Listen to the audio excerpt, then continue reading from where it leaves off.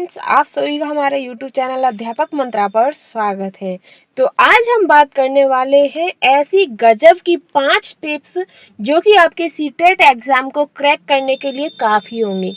तो ये टिप्स जो होती हैं ये सुनने में तो इतना अलग लगता है कि हाँ क्या होगा, लेकिन ऐसा कुछ नहीं है। ये सब वही है जो आपने पढ़ा है और जो किया है। बस ये होता है कि उसमें हम आपको कुछ ऐसी टिप्स बता देंगे, कुछ ऐसी ट्रिक्स बता देते हैं जिससे आप एग्ज़ाम को अच्छे से क्लियर कर पाते हैं। और ये टिप्स भी सबसे ज़्यादा किन्हें काम आती हैं तो वो भी हम आपको बताएंगे। और ये वीडियो आपको ऐसी मैं आप बनाने वाली हूँ जो कि आपके एग्ज़ाम जो यूट्यूब पर सबसे पहली बार ही ऐसी वीडियो आपको मिलेगी। और देख लो, बाद में मत कहना कि फेल हो गए। जी हाँ, आप इस वीडियो को बिल्कुल भी मिस मत करिएगा, क्योंकि आप इस वीडियो को देखने के बाद आप कहोगे कि हाँ हम अपना जो सीटेट है हम क्लियर कर लेंगे। क्योंकि अब फिर अगर आप इसे मिस कर दोगे तो फिर तो फेल हो ही सकते हो ना।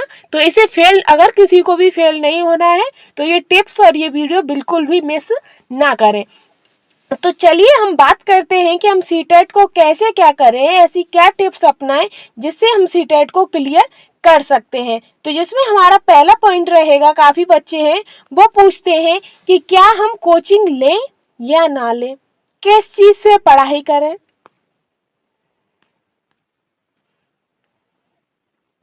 मतलब तो काफ़ी बच्चे हमसे पूछते हैं कि टीचरों से पूछते हैं, कमेंट भी आता है कि सर कि मैम कि हम कोचिंग करें या ना करें।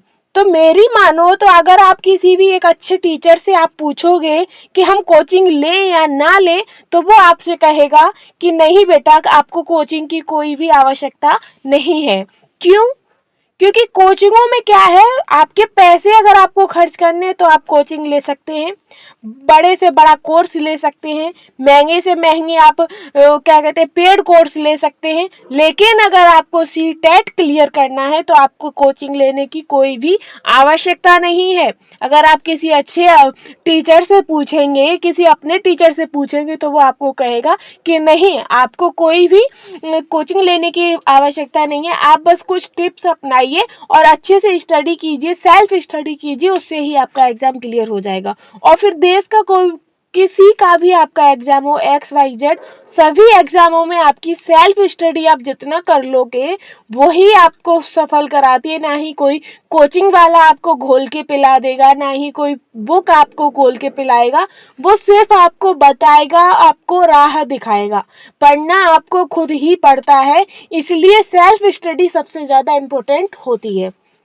तो ये पॉइंट तो हो गया आपका कि कोचिंग लेना है या नहीं लेना है। तो मेरी माने तो आपको कोचिंग लेने की कोई भी आवश्यकता नहीं है। आप बस किसी भी पब्लिकेशन की एक बुक लीजिए सीटेट की और उस पर पूरा अच्छे से पढ़िए। जब आप किसी भी चीज़ का आप पूरा देख लेंगे कि इसमें क्या पूछा गया है, कहाँ से पूछा गया है, किस किस चैप्टर से कैसे क्वेश्चन पूछे गए, तो आपको एक तरीके का पूरा जो पेपर होता है उसके बारे में पूरा पता चल जाता है। फिर आप उसी तरीके से अपनी पढ़ाई करिएगा। हाँ, थोड़ी सी हेल्प के लिए आप जैसे यूट्यूब पे वीडियोस होती हैं या फिर किसी टीचर के पास भी जाकर आप पूछ सकते हैं, कोचिंग नॉर्मली ले सकते हैं। लेकिन अगर आप ये पूछो कि हम कोचिंग के ही बलबूते एग्ज़ाम पास करना चाहते हैं तो वो आप नहीं कर पाएंगे। आपको खुद भी सेल्फ स्टडी करनी पड़ेगी। और उसी सेल्फ स्टडी में जो हम थोड़ी थोड़ी छोटी सी टिप्स हैं, ट्रिक्स हैं, वो आप अगर यूज कर लेते हैं तो जो हमारा, अगर हमने तैयारी 70% की है तो उन टिप्स और ट्रिक्स से हमारा 90% कन्फर्म हो जाता है। इसीलिए ये टिप्स और ट्रिक्स अपनाई जाती हैं। तो अब और ये टिप्स और ट्रिक्स उनके लिए भी होती हैं जिन्होंने बिल्कुल तैयारी की ही नहीं है और वो भगवान भरोसे हैं। किसके? भगवान भरोसे हैं, देखा जाएगा क्या हुआ क्या नहीं होगा। तो उनके लिए भी है कि वो एक भी दिन नहीं पढ़े और बस जा रहे हैं अपना एग्ज़ाम देने के लिए। तो ये तो हो गया कि आपको कोचिंग लेना है या नहीं लेना। तो हमारी माने तो आप कोचिंग ना लें। फिर बात आती है कि सीटेट एग्ज़ाम। तो काफ़ी बच्चे कहते हैं कि सीटेट एग्ज़ाम को पास करने के लिए कितने पासिंग मार्क होने चाहिए। तो हम आपको बता दें कि जो जनरल वर्ग के होते हैं उनके 150 में से कम 90 अंक लाने होते हैं। जो जनरल के होते हैं उन्हें 150 में से 90 लाने होते हैं, यानी कि कम से कम आपको 60% नंबर अंक लाने होते हैं, तभी आप सीटेट पास माने जाओगे। अब काफ़ी बच्चे कहेंगे कि सर हमारा तो 82 पे ही हम पास हो गए हैं। तो हम आपको बता दें कि जो सामान्य वर्ग के हैं उनके लिए 90 है, और जो आपके ओबीसी होते हैं, एससी होते हैं, एसटी वर्ग के होते हैं, उनका 82 नंबर पर भी पासिंग मार्क हो जाता है। कितना? 82 नंबर पर भी पासिंग मार्क हो जाता है। तो ये तो आपका हो गया कि हम ऐसा कितने नंबर हम लेके आए कि हम सीटेट पास कर लेंगे। तो यहाँ हम आपको सीटेट पास करने की बात नहीं करेंगे, यहाँ हम आपको करेंगे सीटेट में आपका 140 प्लस 120 प्लस लाने की गारंटी दे रहे हैं। किसकी? 120 प्लस नंबर लाने की गारंटी दे रहे हैं। तो वो ऐसी क्या टिप्स होंगी, चलिए हम वो भी देखते हैं, आपको बताते हैं। तो पहला आता है कि काफ़ी बच्चों को दिक्कतें होती हैं, जो आपका सीडीपी होता है उसे पोर्शन को सॉल्व करने में सबसे ज़्यादा बच्चों को दिक्कत होती है। जो मनोविज्ञान होता है तो उसे जब भी आप सॉल्व करें तो उसे सकारात्मक रूप से सॉल्व करें। कैसे? पॉजिटिविटी आपको सॉल्व करना है, ये नहीं कि आप उसमें कोई भी अपना थॉट नहीं लगा सकते हैं। आपको बस ये देखना है कि जो बच्चा है आपका वो भगवान है। क्या है? भगवान है, और हमें बच्चे के हिसाब से ही चलना है। मतलब बच्चे को किसी भी प्रकार की कोई भी कष्ट नहीं होना चाहिए। हमें ऐसी पद्धति अपनानी है कि बच्चे को किसी भी प्रकार की दिक्कत ना हो। जब हम किसी भी हर क्वेश्चन में आपको क्या करना है, बस आपको ये करना, आप एक पॉइंट लेके बैठ जाना कि हाँ ये बच्चा है और बच्चा ही इसमें सर्वोपरि है, ये बच्चा ही हमारा भगवान है, और इस बच्चे के हिसाब से ही हमें चलना है। जब आप बच्चे को बीच में रख देंगे, तब अगर आप क्वेश्चन पढ़कर और सॉल्व करेंगे तो आपका आंसर हमेशा सही जाएगा। सीटेट का मेन मोटिव ही यही है, बच्चे को देखना। किसको देखना? बच्चे के हिसाब से ही आपकी स्टडी कराना, बच्चे के पूरा देखना कि बच्चे को किस चीज़ में नॉर्मल फील हो रहा है, कैसे में क्या हो रहा है, तो बच्चे को ही उसमें प्राथमिकता दी गई है। ठीक है, तो ये हो गया आपका कि मनोविज्ञान की जो है तो उसे क्या करना है, तो सकारात्मक रूप से हल करेंगे। ठीक है, जैसे कि आपका क्वेश्चन आपका पूछ लेता है एग्जामिनर कि कोई बच्चा है वो डेली लेट से स्कूल आ रहा है, कोई बच्चा है वो डेली लेट स्कूल आ रहा है, तो आप क्या करेंगे? अब काफ़ी टीचर होंगे, वो क्या करेंगे कि बच्चा लेट आ रहा है, लिए पकड़ा बच्चे को, ना कुछ पूछा ना कुछ, बस दनादन दनादन दनादन उसको बजा दिया, और कहेंगे कि ये कोई टाइम है स्कूल आने का। तो ऐसा आपको बिल्कुल भी नहीं करना है। फिर काफ़ी लोग कहेंगे कि आप उसकी टीचरों से शिकायत कर देंगे, प्रिंसिपल से शिकायत करेंगे, या उसके पेरेंट्स से शिकायत करने। तो ये भी आपको नहीं करना, क्योंकि ये तीनों ही निगेटिव हो गए। आपको करना क्या है कि आपको बच्चे को जब आप बीच में रखेंगे तो आप बच्चे से पूछेंगे, या उसकी जो लेट आ रहा है तो वो क्यों लेट आ रहा है, कैसे लेट आ रहा है, वो कहाँ से लेट आ रहा है, ये जो सारे क्वेश्चन है वो आप जानने की कोशिश करेंगे। मतलब बच्चे को डांटना भी नहीं है, शिकायत भी नहीं करनी है, पिटाई भी नहीं करनी है, आप उसके कारण को जानोगे। किसको? कारण को जानोगे कि बच्चा लेट आ रहा है तो लेट क्यों आ रहा है, बच्चे ने कार्य नहीं किया है तो क्यों नहीं किया है। मतलब आप उसका कारण जानना चाहोगे, ये नहीं कि बस वो लेट हो गया कि उसने होमवर्क नहीं किया तो बस उसको दनादन पीट दिए। पीटना नहीं है आपको बच्चे के हिसाब से ही चलना है, अपने हिसाब से नहीं चलना है। ठीक है, तो आपका ये मनोविज्ञान है जो आपका शुरुआत का ही पोर्शन होता है वो काफ़ी हद तक आपका सॉल्व हो जाता है, क्योंकि जो सीटेट है आपका एग्ज़ाम उसमें 75% तो आपके कॉन्सेप्ट से क्वेश्चन आते हैं, और 75 तो क्वेश्चन आपके टोटली सीडीपी और पीडीएफ जो आपकी पेडागोगी है उससे ही संबंधित आते हैं। अगर आप किसी भी एक सब्जेक्ट की पेडागोगी पकड़ के और उसे अच्छे से पढ़ लोगे, अच्छे से समझ लोगे, और उसमें समझने जैसा कुछ है भी नहीं, सही मैं बताऊं अगर आपको, तो उसमें समझने जैसा कुछ है ही नहीं। बस आपको करना क्या है कि बच्चे को केंद्र में रख दो। जब आप बच्चे को केंद्र में रख दोगे, बच्चे को दर्द नहीं होना चाहिए, बच्चे को कोई दिक्कत नहीं होनी चाहिए, वो ऑप्शन आप चेक करते जाओ, उस ऑप्शन को टिक लगाते जाओ, आपकी सीडीपी और जो पेडागोगी है वो आपकी ऐसे ही सॉल्व हो जाएगी। आपके 75 में से 60 क्वेश्चन तो ऐसे ही सही हो जाएंगे, 75 में से 60 क्वेश्चन ऐसे ही सही हो जाएंगे। ठीक है, तो ये तो हो गई आपकी हम पेडागोगी की बात हो गई। अब हम आगे बढ़ते हैं कि सीटेट के, और जो आपका पहला, अब आते हैं मनोविज्ञान पर। जो आपकी सीडीपी का पोर्शन आता है आपका 30 नंबर का, सीडीपी का पोर्शन कितने का आता है?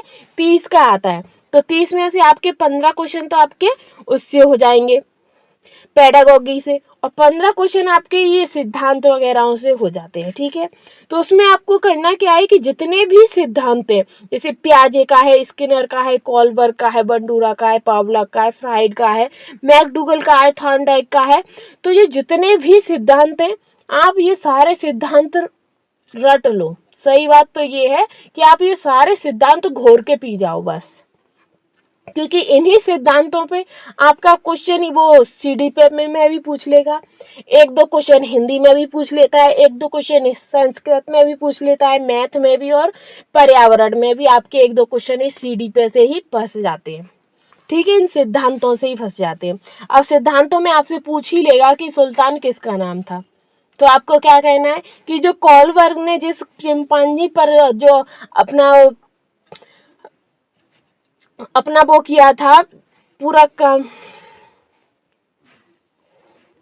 प्रयोग किया था, तो वो चिंपांजी सुल्तान नामक चिंपांजी पर ही किया था। कबूतर किसका है, कुत्ता किसका है, तो ऐसे करके आपके कुछ काफ़ी क्वेश्चन हो जाते हैं। कभी पूछ लेगा कि प्रयास या भूल का सिद्धांत किसका है, तो ऐसे करके आपको सारे सिद्धांतों को अच्छे से याद कर लेना है। ये इससे आपका सीडीपी है वो पोर्शन कंप्लीट हो जाएगा। ठीक, आगे हम आते हैं आपका ईवीएस पर। तो ईवीएस में क्या करना है, तो आपकी ईवीएस भी पूरा ही ईवीएस आपका समझ पर आधारित है। आधे से ज़्यादा क्वेश्चन ऐसे होंगे कि आप पढ़ोगे और आपको आंसर आ जाएगा, आप पढ़ोगे और आपको आंसर आ जाएगा, ऐसे क्वेश्चन होते हैं। इसमें भी वही है कि 15 क्वेश्चन आपके पेडागॉजी के और 15 क्वेश्चन आपके कॉन्सेप्ट वाइज। और कॉन्सेप्ट में आपको क्या याद करना है, राज्यों की परंपरा, राज्यों के भोजन, कहाँ पर कौन सा भोजन प्रसिद्ध है, यानी कि टेपियोका है वो कहाँ का भोजन है। ठीक है, लिट्टी चोखा है तो वो कहाँ का भोजन है। ठीक, ढोकला कहाँ का है, तो ऐसे तरीके के क्वेश्चन आ गए। फिर राज्यों के मकान, मतलब कहाँ पर कैसे मकान बनते हैं, ढलाऊ मैदान वाले एरिया होती है वहाँ पर कैसे मकान बनते हैं, बांसों के घर कहाँ बनते हैं, तो असम में। तो इस तरीके के क्वेश्चन आपके मकान से आ जाते हैं। पशु पक्षी, अब पशु पक्षियों में आपसे पूछ लेगा कि ऐसा कौन सा पशु है जो सारा टाइम पेड़ पौधों पर ही रहता है, अपना 40 वर्ष की उम्र में वो पेड़ों पर ही लटकता रहता है और सोता ही रहता है, बहुत आलसी किस्म का है। ऐसे क्वेश्चन पूछ सकता है। या फिर आपसे पूछ सकता है कि एक हाथी पूरे दिन में कितना मतलब चारा खा जाती है या कितने पत्तियां खा जाती है, इस तरीके के क्वेश्चन पूछ लेगा। पक्षियों से संबंधित अगर क्वेश्चन पूछेगा तो पूछेगा कि ऐसा कौन सा पक्षी है सबसे ऊंची ऊंची डाल पे, सबसे पेड़ की सबसे ऊंची जो चोटी होती है, सबसे ऊंची जो डाल होती है उस पर जाकर अपना घोंसला बनाता है। तो इस तरीके के क्वेश्चन आपके पशु पक्षियों से पूछ लेता है। फिर आता है रहन सहन और पहनावा, तो रहन सहन पहनावे से भी आपके क्वेश्चन पूछ सकता है। फिर आता है फिर और इसमें जो आपके हैं जैव विविधता, ब्रह्मांड, भूमि, मिट्टियाँ, क्रांति, प्रदूषण, भारत की नदियाँ, राजधानी, विटामिन वगैरह से। तो ऐसे करके जो टोटल इन सब में से कितना आएगा क्वेश्चन, आपके 15 आएंगे। ठीक, और 15 आपके पेडागॉजी से क्वेश्चन आते हैं। ठीक है, तो ये आपका हो जाता है पर्यावरण हो गया। फिर हम आगे बढ़ेंगे, आपका हिंदी और संस्कृत पर आ गए। तो हिंदी और संस्कृत में क्या है, इसके आपके गद्यांश और पद्यांशों से क्वेश्चन सबसे ज्यादा आते हैं। पेडागॉजी के होते हैं और बाकी के आप गद्यांश और पद्यांश से क्वेश्चन होते हैं। फिर तत्सम तद्भव से एक दो क्वेश्चन मिल जाता है, विलोम शब्द से एक, लिंग से, वचन से, मुहावरों से एक दो क्वेश्चन आपको दिखाई देंगे। ज्यादातर आपको गद्यांश और पद्यांश से ही मिलेंगे। और जिनके क्वेश्चन आपको पता है कि गद्यांश का क्वेश्चन गद्यांश में और पद्यांश का क्वेश्चन आंसर पद्यांश में ही मिल जाते हैं, तो इस पर भी आपको मेहनत नहीं करनी है। आपको करना क्या है कि आपको बच्चे को केंद्र में रखना है और पूरे फोकस से बस आपको पढ़ना है उस गद्यांश को, और उस गद्यांश के जितने भी क्वेश्चन है वो आपको उसी में ढूंढने हैं। बस अगर आपने बोर्ड सही से ढूंढ लिए तो इसमें भी आपके 30 में से 20 नंबर तो कहीं नहीं गए, वैसे तो आपके आराम से 25 नंबर आ जाएंगे अगर आप थोड़ी सी मेहनत कर लेंगे। ठीक है, अब आगे हम बढ़ेंगे। फिर है कि अब ये तो हो गया आपके कॉन्सेप्ट वाइज। ठीक, फिर आता है कि सीटेट के एग्जाम में और आपको अगर अच्छी से तैयारी करनी है कि हाँ हमें अपना 120 प्लस लाना है, तो आपको क्या करना है, तो 120 प्लस के लिए आपको क्या करना है कि आप जितने ज़्यादा हो PYQ क्वेश्चन सॉल्व कर लें, MCQ जितने ज़्यादा हो उतने आप सॉल्व कर लें।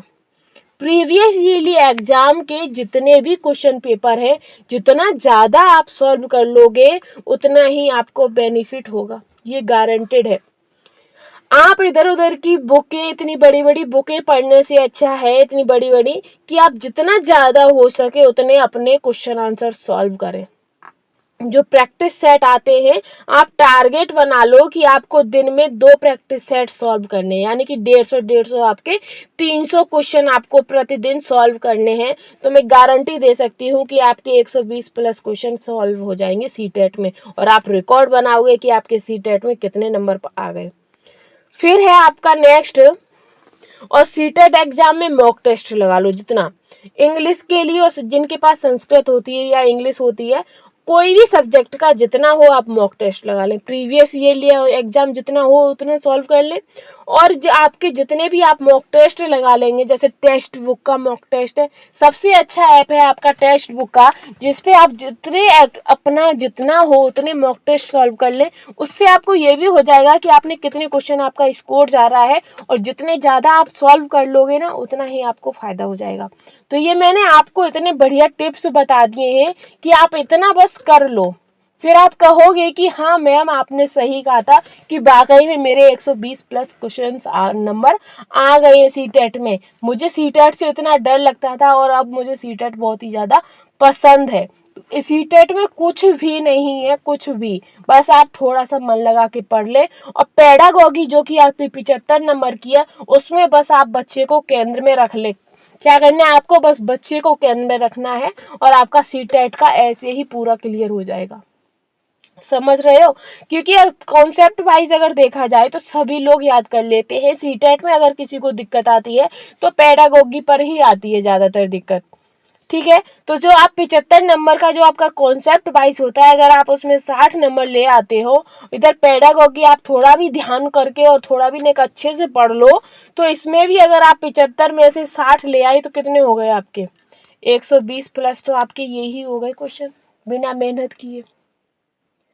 और गाइस, अगर आपको ये मेरी जो मैंने वीडियो बनाई है ये आपको अगर पसंद आए तो प्लीज़ मेरे चैनल को लाइक, शेयर एंड सपोर्ट कीजिएगा। और थैंक्स फॉर वॉचिंग।